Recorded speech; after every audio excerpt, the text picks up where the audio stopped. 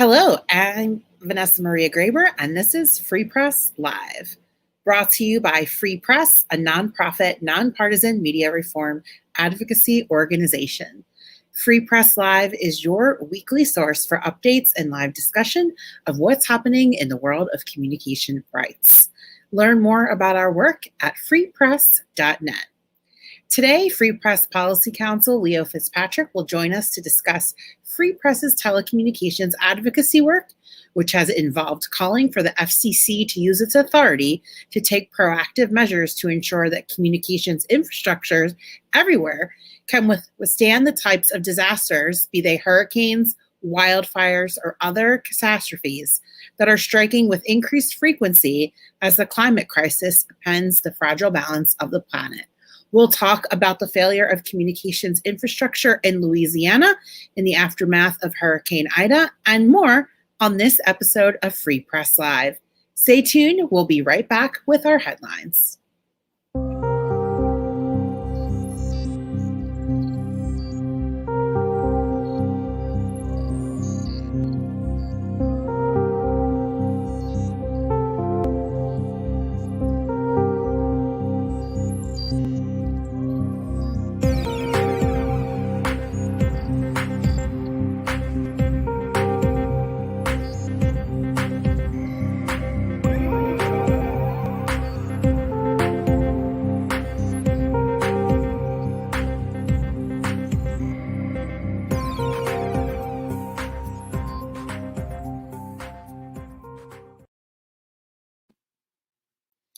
Hello, welcome back. I'm your host, Vanessa Maria Graber, and this is Free Press Live.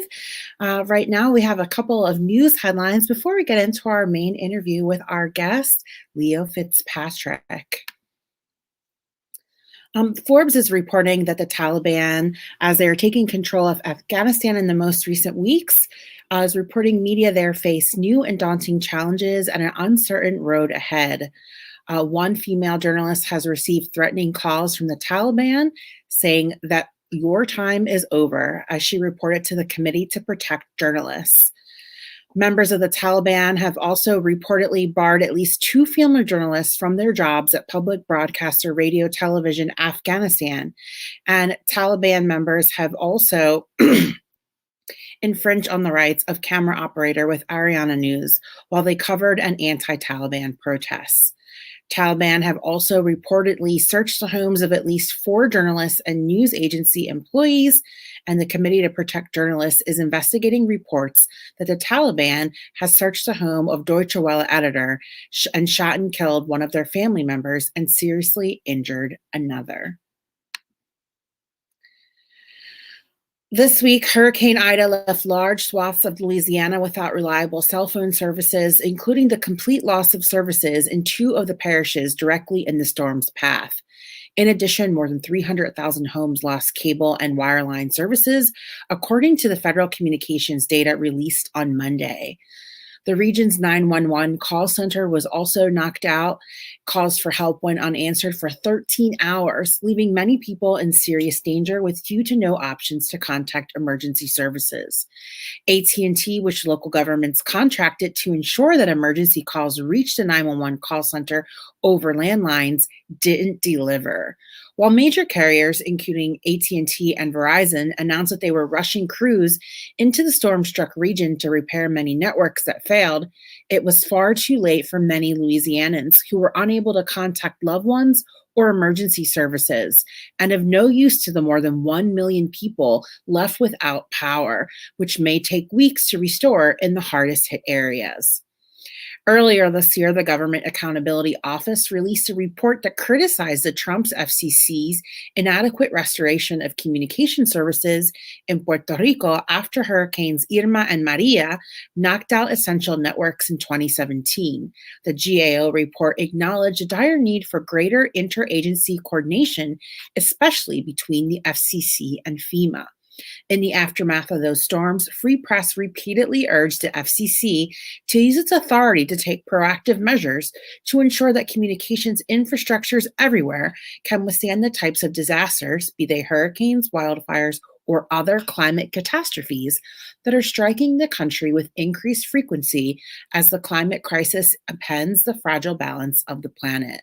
Free Press has been urging the FCC to thoroughly investigate major disruptions or outages of communication services and develop regulations and policies to strengthen our nation's communications network. On today's show, we will talk with Policy Counsel Leo Fitzpatrick, who has been involved in Free Press's telecommunications advocacy work with the FCC, urging them to take proactive measures to prevent these catastrophic communications infrastructure failures. We've been working on a team together to look at what happened in Puerto Rico after Hurricanes Maria and Irma, and also looking at the impact other climate disasters have had on different parts of the country as Louisiana recovers from Hurricane Ida and the western part of the country is dealing with the Caldor fire. Leo Fitzpatrick, welcome to the show. Thank you so much for being here. Thank you, Vanessa, for bringing me on to share some of our advocacy around network resiliency and to help put some of the initial reporting that's coming out of Louisiana and the Gulf states in context. Yeah, for our viewers who are not aware, we have been working on a campaign to hold the FCC accountable and urge them to complete a thorough investigation after what happened in Puerto Rico after Hurricanes Maria and Irma. As we approach the September 20th anniversary of those storms, we are also going to be launching a campaign again related to those efforts.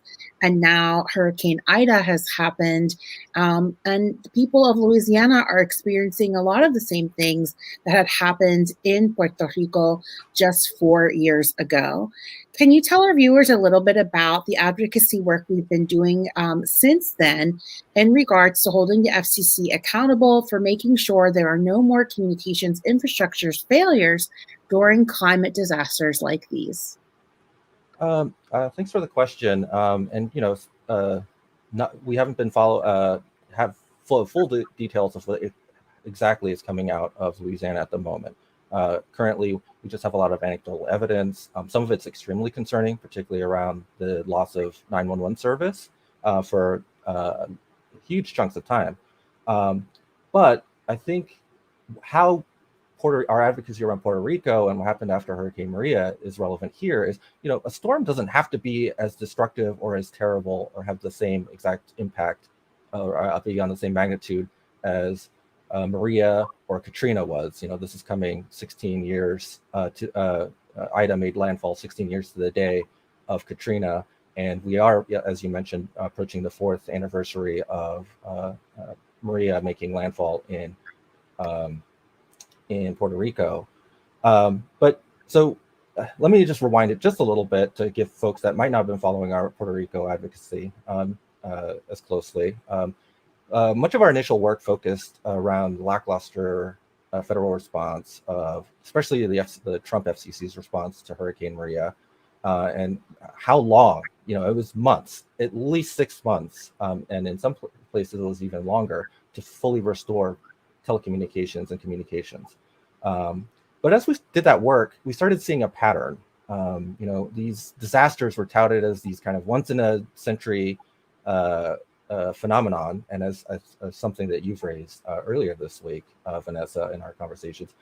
But they seem to be happening more and more. And it also, and I think what that does is obscure the fact that it removes the human element. It's easy to say something is a natural disaster and write it off as some sort of act of God, and we'll do better for the next one.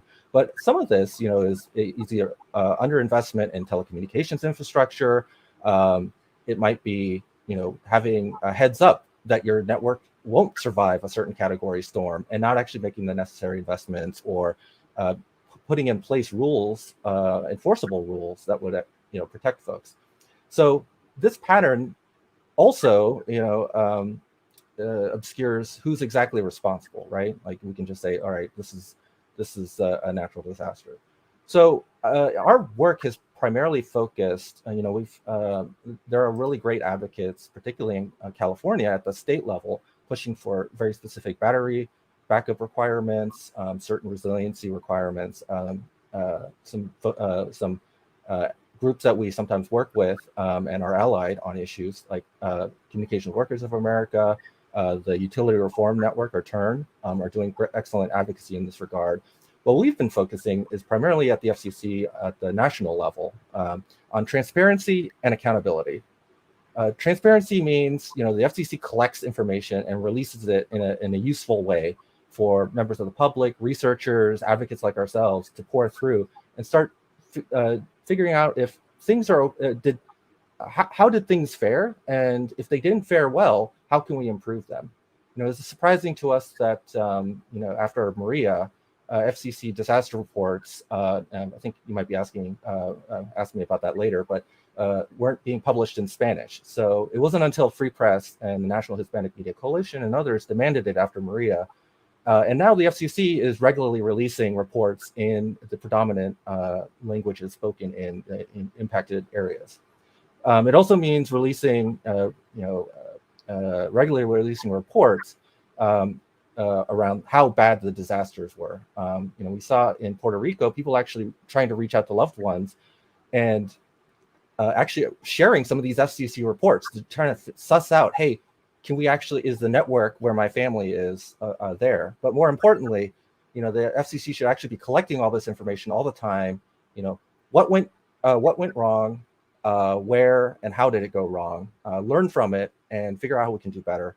And sorry, this is going a little long, but on the accountability front, I think this means that all actors, everybody, are involved in emergency response, preparedness, and the sort of the decades-long work to actually make networks resilient, from the FCC, FEMA, state and local agencies, to telecom providers, to Congress and the White House, are actually accountable to the people, especially the people being impacted by the emergencies.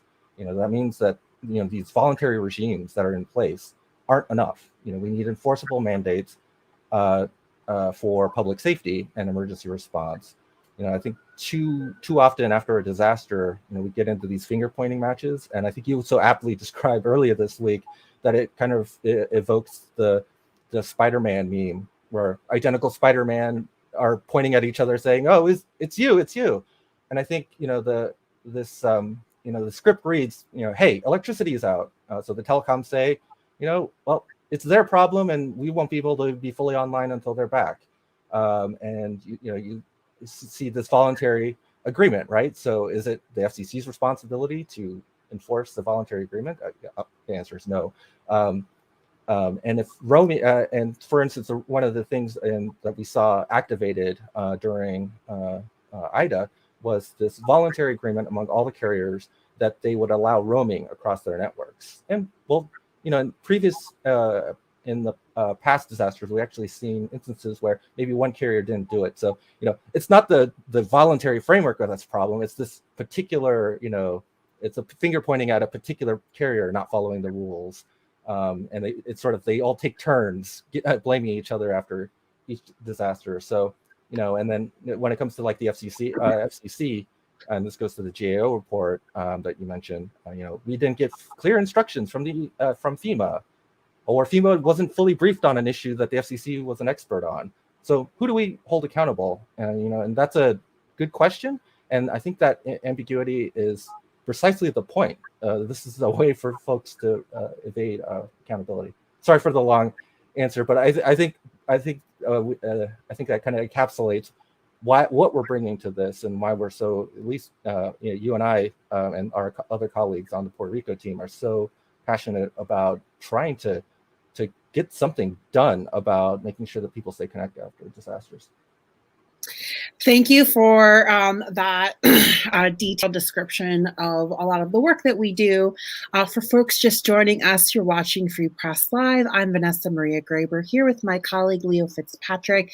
We've been talking about infrastructure failures with communication and power in the aftermath of these catastrophic hurricanes in Louisiana. It is Hurricane Ida.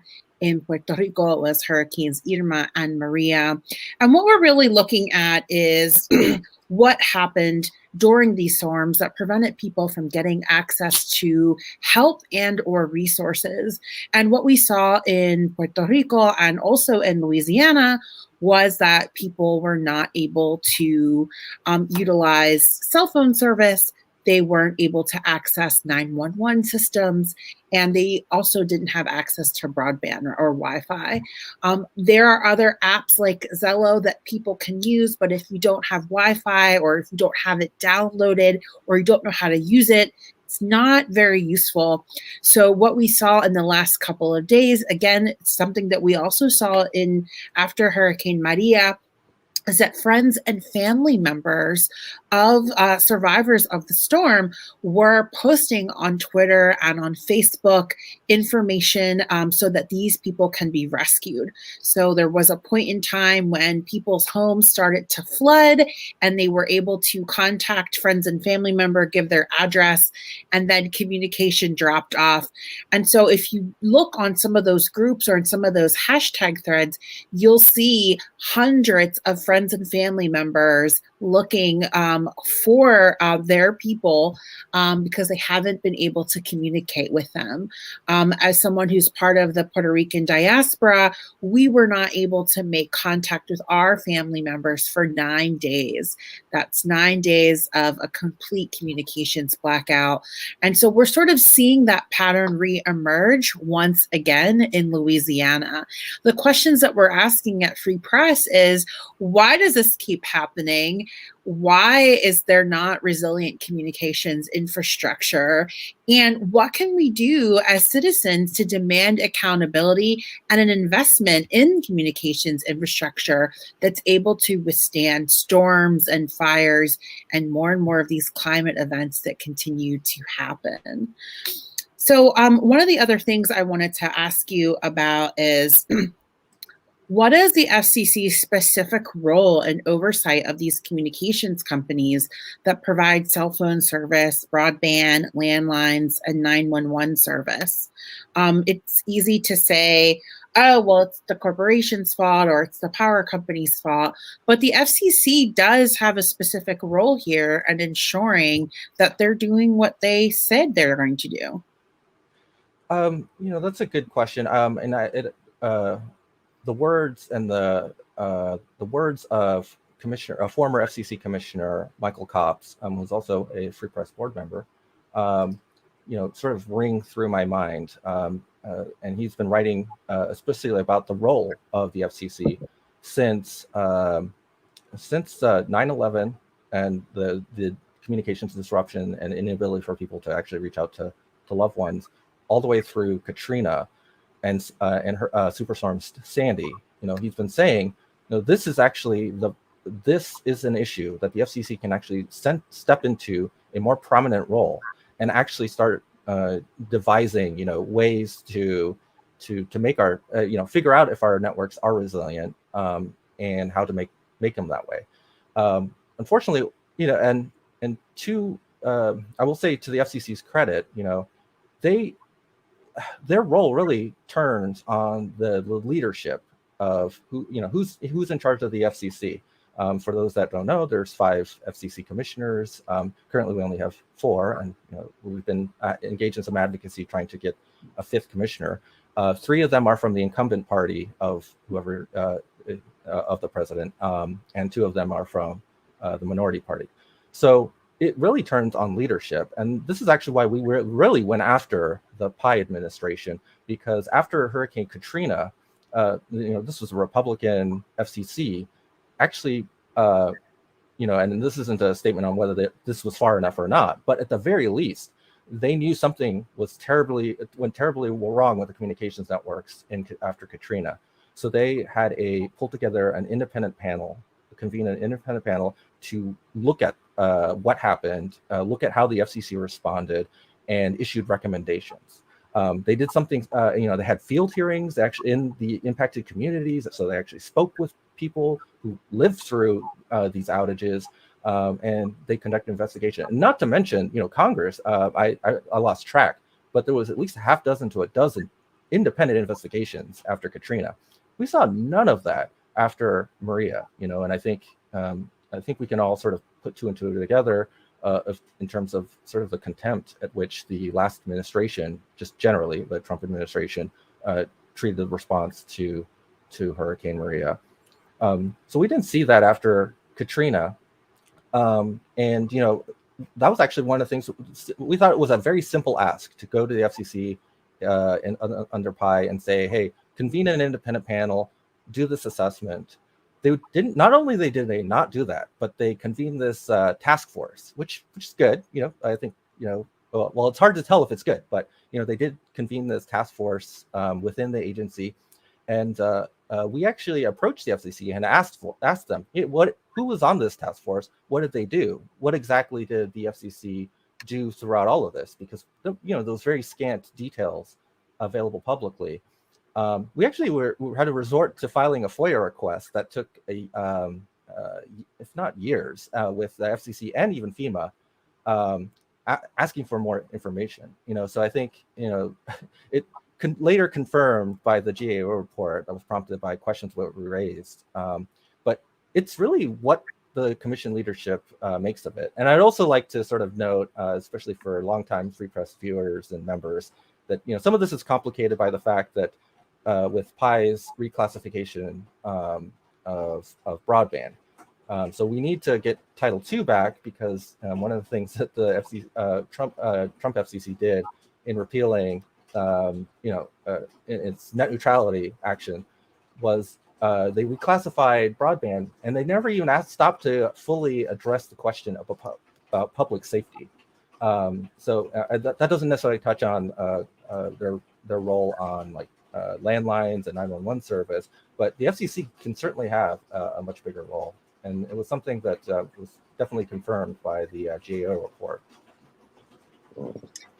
Yeah, those are really good points. And one of the other things I also want to flag is that we saw several radio stations and television stations in Louisiana also go off the air. Many people depend on radio stations, especially when there's no electricity or cell phone service, right? You have FEMA often gives out radios so that people can get emergency information, and they can be run on battery powder. So super useful to have during emergency situations. But if your radio station that provides emergency alerts or information in other languages, like some of the Spanish language stations that were off the air, then that radio doesn't become very useful. Every year, the FCC performs an emergency alert system test, which thousands of stations take part in. Actually happens in August of every year. However, there's really no follow-up or penalties if your station doesn't participate in that test or doesn't have the equipment necessary in order to receive the information. So that's another area where the FCC can regulate, right? Like making sure that every single station participates in these tests, passes the test, as in they get the information, and fines them or holds them accountable in some other way if they don't have an up-to-date emergency alert system. I think it's probably a capacity issue, right? As a lot of the enforcement staff has been laid off or downsized. And so that's why we don't see a lot of those stations getting fined or held accountable. And also, there's been an exponential increase in the number of low power FM radio stations. And so, right, adding another 800 stations to monitor probably can be overwhelming for the audio division. So those are other things, again, that play into this, right? It's like, okay, imagine if you're somebody whose house is flooding and you have a landline and you call 911, but the 911 system doesn't work. You have a cell phone, but your cell phone service isn't working, your Wi-Fi isn't working, you turn on your radio and you're not getting any information in the language that you need it in. And so that means, what do you do, right? In that situation can be potentially very scary if you are waiting to be rescued and have no way to contact the outside world.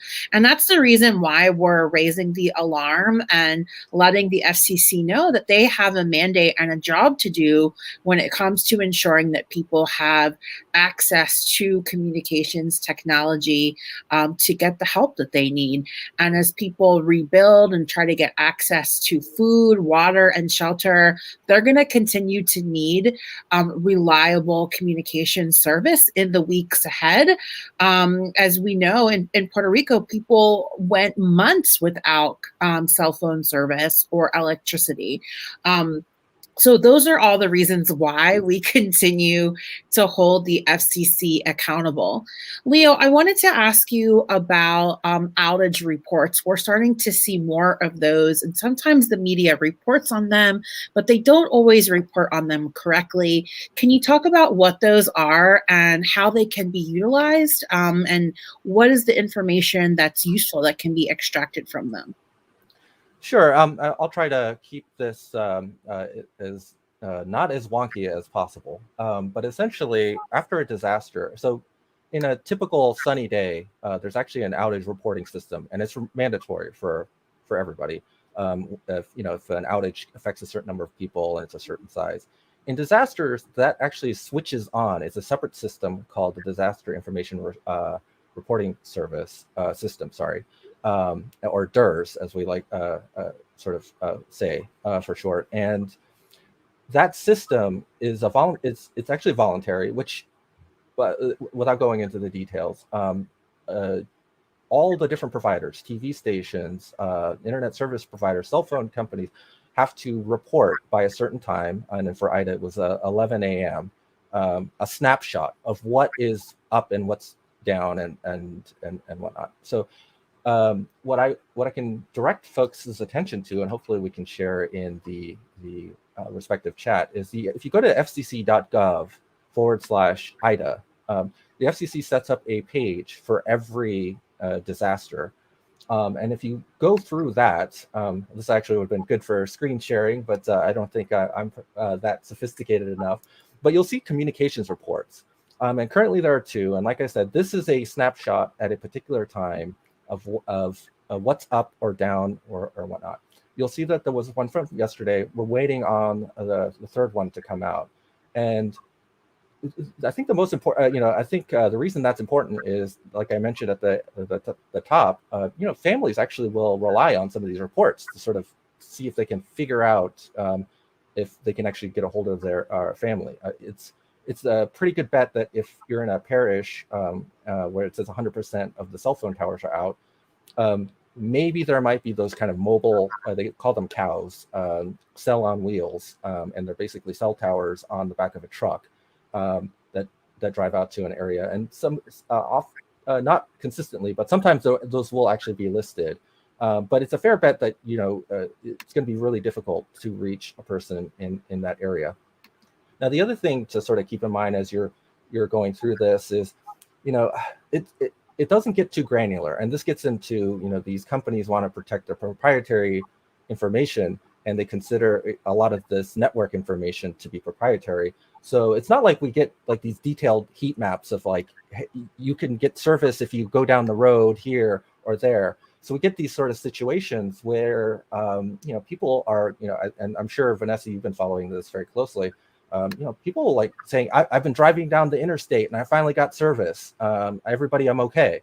So you see that people are really reliant, at least on mobile communications and other ways to stay in touch and get out word for help. There are people that not just in the immediate, hey, I'm on my roof, please, folks like the Cajun Navy, come rescue me. But it could also be, I don't have enough money to travel out of this area, or I don't have transportation. Please come and get me. So I think the reports are helpful, but one thing we've been sort of pushing on, and the commission is very slowly getting better about, is sort of the granularity of the information. So if you see the 28% of the cell phone towers in about half of the counties in Louisiana were reported to be out for various reasons. Yesterday, that number was down. But again, that doesn't actually tell you how many people are impacted.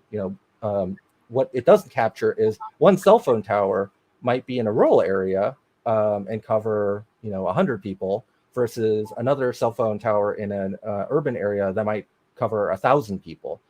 So we actually don't have a sense of how many people, the number of people and exactly where in a county cell reliability or disruptions or outages, to what extent those are. So we see that a lot. And then we see if you get down to the section that says wireline, wireline is essentially, your cable TV, the Fios internet you might get for Verizon, and that might be out. And one thing that someone else working in the public interest, Harold Fell at another organization, recently pointed out is we've actually seen the number of wireline outages increase since the storm, and which is sort of counterintuitive. But as if we can predict that the power is going to be out for at least a month or more, a lot of those wireline services are not going to be available, which means people rely on cell phone service that much more. And actually, to go to an earlier point, I totally agree with you, Vanessa, on, we need to be setting our sights not just on the immediate response. If our work in Puerto Rico has taught us anything, we have to be in it for the long haul. And, I do want to direct people's attentions to, there's an emergency broadband benefit. Does that help people immediately? No, because if you don't have power or you don't have service, that's going to be your primary concern. But in the long recovery, people are going to be displaced. People are not going to be in their, it's going to be a while till people can rebuild and get back into their homes. Or they're going to have experience a significant loss of income. It's going to be benefits like an emergency broadband benefit that might help, bring some immediate aid, at least to helping people afford internet access. And it's, the benefit that you can use on, wireline like Fios or whatnot, or mobile service for those providers that are participating in the program. Yeah, and even though we've heard in the local area that supposedly communications companies are going to be allowing people to roam without charges, we know that people often relocate or take shelter in other states. So in Louisiana, many people fled to Tennessee and Texas. And so will they be paying high roaming charges in those states for however long they have to stay there? That's a question we're also asking. So I think at this point, we have more questions than answers. One of the things we are interested in knowing is how long will this response and rebuilding take? We have compared the response in Hurricane Maria to other hurricane responses, and we saw that it took a lot longer in one of the U.S.'s colonies, right? Puerto Ricans often say they're treated like second-class citizens. That was a clear example of that. Will that happen in Louisiana? We hope it doesn't, right? We hope that they get it together and they're able to respond quickly. But we know when it comes to Black and Brown people, sometimes the response can be very slow and devastating. Leo, I want to thank you so much for joining us on the show to shed a little bit of light about the importance of communications infrastructure and having resilient networks, not just during climate events, but all the time. And you can look for more of our work around Puerto Rico and other telecom issues at freepress.net. Thanks so much for being here, Leo. Thanks for having me. Okay, I just want to read a little bit from our latest call to action around this particular issue. People need an FCC that takes storms and wildfires seriously and pressures providers to build truly resilient communications networks. We need bold infrastructure investments that include thoughtful planning and funding for networks that can withstand multiple impacts of the climate crisis. The ability to communicate during a disaster is a matter of life and death, especially as the climate crisis has only intensified the harms of weather events. Whether it's Hurricane Maria in Puerto Rico, wildfires in the West, the winter storm in Texas, or Hurricane Ida, these deadly weather events have become all too common. This is why Free Press has long pushed the FCC and Congress to adopt policies that ensure the resiliency and accessibility of communication networks during extreme climate events. I want to thank you so much for watching and listening to Free Press Live, your source for news and updates from the world of communication rights. Free Press Live airs every Wednesday at 2:30 p.m. Eastern Time on Facebook and YouTube. Please follow us on both of those platforms and hit subscribe for more updates on those issues. And to catch the next episode of Free Press Live, you can learn more about our work and how you can take action at freepress.net. A reminder that our organization doesn't accept any funding from government or corporations. You can help keep our important work going by donating now at freepress.net/donate. I'm Vanessa Maria Graber. See you next time. Thank you so much for watching.